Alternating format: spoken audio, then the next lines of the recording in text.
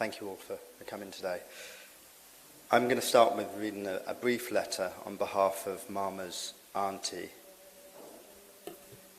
Kanaga Ranganathan of Maryland, USA. She is related to Mama on his mother's side. She starts with writing, "In fondest memory of my dearest nephew, Wimal Sockanathan. As I sit at my computer table at my home in Maryland, USA, far away from your place of residence in Croydon, I let my hands create this letter to you.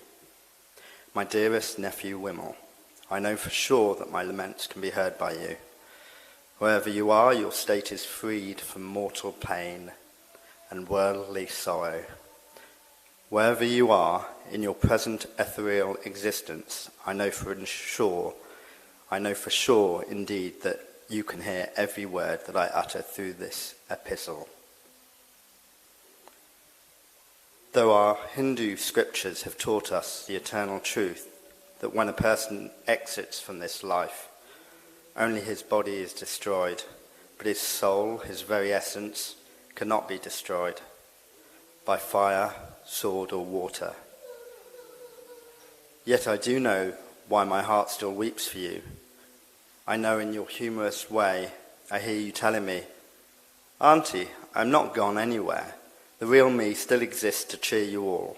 Only my outer shell has gone. Smile, Auntie, I'm with you all.'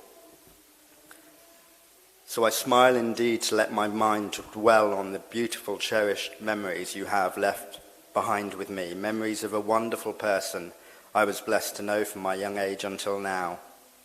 I remember the time when, as a 15-year-old young girl, I carried you as a 1-year-old infant who was delighted to eat the coconut milky pieces that I was gleefully feeding you with.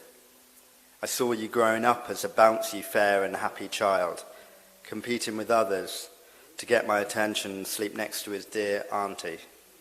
As time rolled on and both our families shifted to Colombo, still we will be close to each other.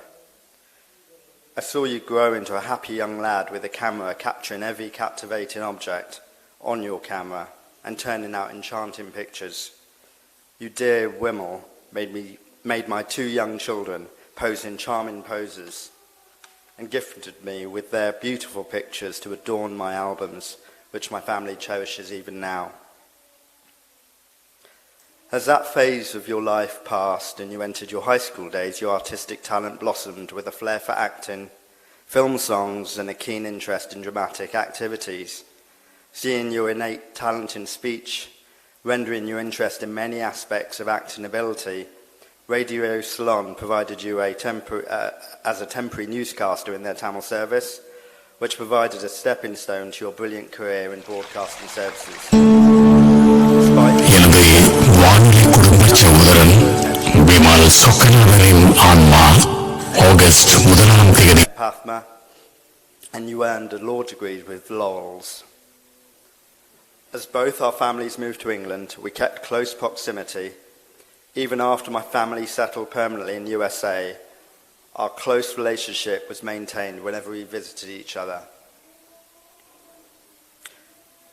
Beloved nephew, dearest Wimal, how can I ever sing your laurels with mere meaningless words? I watched you grow in fame and name, not only as a lawyer, but more so as an ardent admirer of our Tamil culture and its linguistic glory, by giving brilliant speeches, participating in broadcasting activities, and through your broadcasting service, both in Radio Ceylon and BBC, you've always had a captive audience. I followed keenly your weekly Virakasari articles, which kept us all spellbound with your wit, humour, and inimitable style of writing. I saw you honoured everywhere you went in the UK as well as abroad with glorious celebrations. I was enchanted to see the bouncy baby I carried in my young arms several decades ago, heaped with honour and respect globally. In conclusion, Auntie would like to quote from the great English poet John Donne, who, while addressing death, said, "Death, do not feel proud, thou can kill us." Kananga adds, "Death, do not feel proud, because Wimal has conquered you with his eternal fame and name. Yes, my dearest nephew, my beloved Wimal, I can hear you saying, smiling with your laughter and humour, don't cry, I'm still with you all. She finishes by saying, fare thee well, dear Wimal.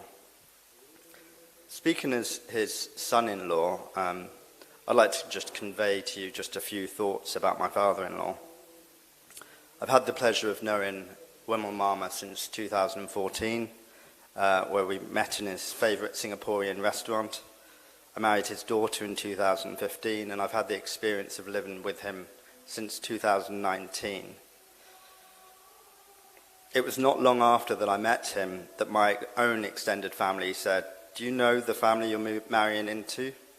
Do you know how famous your father-in-law is? As a young guy from Reading, I had no idea really. But I can say I didn't know then, but I grew to learn over time.